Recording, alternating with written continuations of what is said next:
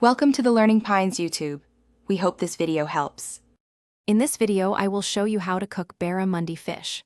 First, choose high-quality fillets that are about 1 inch thick.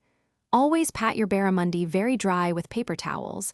This ensures a crispy skin later. A dry surface allows for better searing and prevents steaming.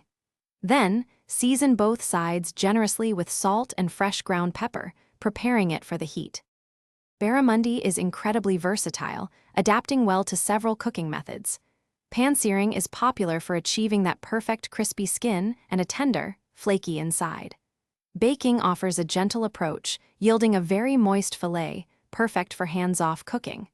Grilling imparts a lovely smoky flavor, making it excellent for outdoor meals. Each method highlights the fish's mild, buttery taste beautifully. For a perfect pan-seared barramundi, heat 1 tablespoon of high-smoke point oil in a heavy-bottomed skillet over medium-high heat. Once shimmering, carefully place the barramundi fillet's skin side down. Cook undisturbed for about 3 to 4 minutes until the skin is golden and crisp. Then, gently flip and cook for another 2 to 3 minutes, or until the fish is opaque and flakes easily.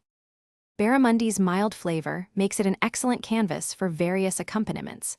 Bright citrus notes from lemon or lime juice truly elevate its taste, adding a refreshing zing.